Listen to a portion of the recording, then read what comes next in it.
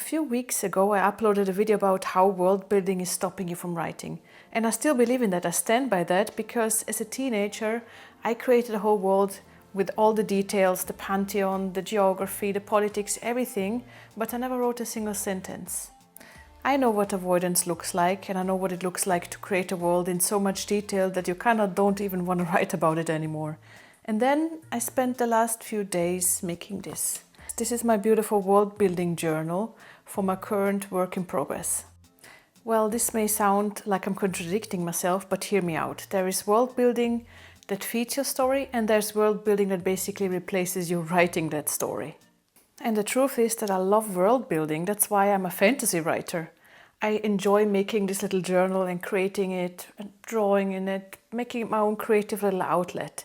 But what I'm doing different this time is that I'm not waiting for the journal to be finished or complete until I start writing. I'm actually already 25,000 words in the story, so I already know what kind of world building I need, and I will continue writing on my manuscript while I am simultaneously doing world building and filling this journal. So I'm gonna take you along while I create my little world building journal. I'm gonna show you exactly what I did with it, what I put into it. And by the end of this video, hopefully you will also know what you could put into your own world building journal in case you want to make one. But also how to use this as a tool that inspires your world building and doesn't interfere with your writing. You might wonder at this point, why create a physical journal in the first place when you could just have documents on your computer? There's so many tools like Notions or whatever one could use. But the thing is that I really like to have an analog book in my hands that I can open, that I can look at, that gives me a certain feeling. You know what I mean? When I open it, I can dive into that story, and it's also a creative outlet for myself. Maybe you know the concept of filling your creative well. Well, that is about doing activities that are not targeted towards a certain thing, towards a certain project you're working on, but they should actually just make you feel joyful, happy, like you're exploring something. And this is what it does for me. I love coloring my little book. I love writing in there, and it really is an inspiration for me in that way. So let's get started with the journal. I leave the first page blank and will later come back to it to turn it into my table of contents, because this will help me navigate the journal more easily and find what I'm looking for. I like to start world building with a map of my fantasy world, Pantera. It gives me a frame or some kind of overview because geography shapes everything else. It helps me answer questions like what grows here, who fights over this river or land, and what are the natural barriers like the dangerous forest, which is one of the main elements of this realm. And then there are places like the distant mountains that the main characters might never reach in this story, but they still give the reader a feeling that this world is vast and make it feel more real. Politics come naturally with the territory of the land. Pantera has 5 big houses whose heads are ruling over the main cities and provinces. I write down where those families reside and who the current head is, and also who is the heir. And of course I draw the crests, although I'm not very good at drawing, so these look way too cute, but it's good enough for me to recognize, and that's the whole point of it. Because when you make your journal, remember that it's only for you and it doesn't need to look a certain way. You don't need to do super crazy drawings, it's just for you. It's a fun thing and it's supposed to be playful, and do it however you like it. And the best part about having all of this in one place is that I can just open this book and look it up. I don't have to search for all the different documents that I have all over the place on my desktop, and it's really fun to work with. Every land has a history and an origin story. I like to flesh this out only to the degree where it will actually shape the story. But since the legends that are related to the gods of Pantera play a major role, I spent some time on describing the origin of my gods.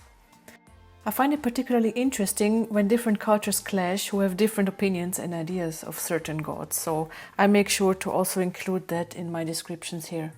So I have this one goddess, Naimea, the wild huntress, who is revered by the nymphs but seen merely as an abandoned wife to the main god by the humans.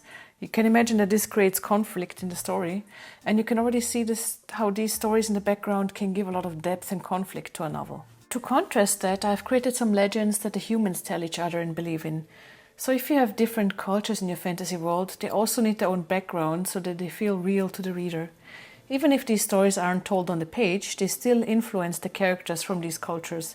And these stories often explain why they fear certain things and why they respect others. I love to describe visual details, especially clothes and hairstyles, because I think that those details give a much more rich and immersive reading experience. So I felt like drawing some common clothing styles that different types of women would wear in the capital city. It's so easy to skip over things like this when you're drafting because you're focused on plot, dialogue, the main characters. But having a few reference pages means that I can come back for inspiration when I'm creating a scene where those details matter. One major thing that makes a world feel more real is something like a calendar or an overview of what a year in a certain culture looks like. What festivals do they celebrate and how? What seasons do they have? How is the climate? And how do they honor the gods if they have any? I drew myself an overview that I can always come back to while I'm writing. Of course, there are many more topics to cover in this world building journal, like the magic system, for example. This is one of the more complex elements of a fantasy novel. I'm currently still collecting notes on that and haven't fully fleshed it out. But I've reserved a place here for the human type of magic, but this is something that I will fill in as I go. The same goes for the different type of magic that my nymph characters use. Depending on your story, you can add as many more sections and chapters as you need and like. I will definitely be adding more with time. But for now, I'll go back to that first blank page and create my navigation system. I like to use colored markers for certain topics. Green, for example, are the things that concern my nymph characters and culture.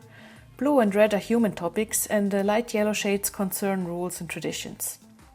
I also add numbers to the pages and make an overview with those page numbers and chapter titles on the front page.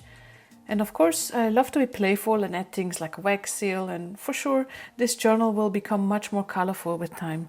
If you don't like drawing, for example, you could also just cut out images of your characters and make a mood board for yourself, whatever you like. Like, this is really the beauty of this thing, that you can create your own journal without limits and just add whatever you like.